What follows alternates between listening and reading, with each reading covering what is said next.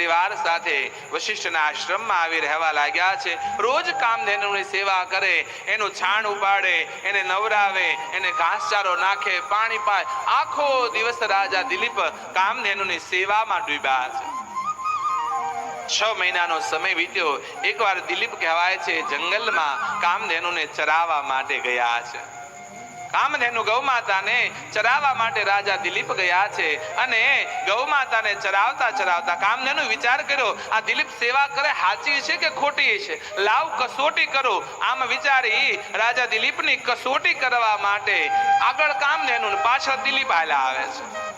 અને કસોટી કરવા માટે એમ કહેવાય કે રાજા દિલીપની પરીક્ષા કરવા કામધેનુ લીલા કરી એક સિંહ આવ્યો છે.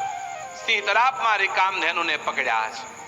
રાજા દિલીપ છોડાવવા પ્રયત્ન કરે, ગાયને સિંહને વાચા આવી. સિંહ કહે છે, હે રાજન, હટી જા પાછો, મને ભૂખ લાગી, આ ગાયને ખાઈ જાય. રાજા કહે છે, હે સિંહ, તને ભૂખ લાગી હોય તો મને ખાઈ જા, પણ આ ગાયને છોડી, આ તો કામધેનુ ગૌ માતા છે, કામધેનુને છોડી મૂક. આમ રાજા દિલીપ વિનંતી કરે. સિંહ કે મને તો ભૂખ લાગી, એને ખાવ કે તને ખાવ. અને રાજા દિલીપ પાછું ફર્યા છે અને બરાબર સિંહ પાછો ફર્યા છે રાજા દિલીપ બાજુ. અને દિલીપને ખાવા માટે સિંહે જ્યાં છલાંગ મારી અને છલાંગ જ્યાં રાજા ઊભા છે એની પર સિંહ આવ્યો છે. સિંહ ફૂલનો હાર થઈ દિલીપના કંઠમાં પડ્યો છે. કામધેનુ પ્રસન્ન થઈ, માંગો માંગો દિલીપ, શું આપવું? આ દિલીપ, તારી ગૌ સેવા, તારી નિષ્ઠાને જોઈને આજ કામધેનુ પ્રસન્ન થઈ ગઈ. ત્રણેય લોકમાં એવું અશક્ય નથી દિલીપ, હું ન આપી શકું, માંગો તમે. માં, તારી સેવાનો અવસર મળે, માં તારા સાનિધ્યમાં રહેવાનું મળ્યું, માં હવે શું માંગો? નહીં દિલીપ, કંઈક માંગો. આજ કામધેનુ પ્રસન્ન થઈ, માંગી લો. ત્રણેય લોકમાં એવું કાંઈ અશક્ય નથી, હું ન આપી શકું.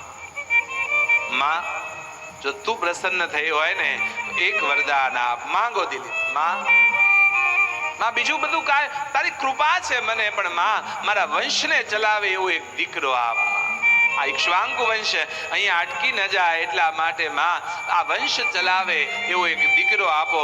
આમ પ્રાર્થના કરતા કામધેનુ પ્રસન્ન થયા છે. જા દિલીપ, તારે ત્યાં દીકરો થશે એટલો પ્રતાપવાન પ્રજાવત્સલ ગૌ બ્રાહ્મણ પ્રતિપાલ થશે કે યુગો યુગો સુધી તારા દીકરાની કીર્તિઓ ગવાતી રહેશે. જા.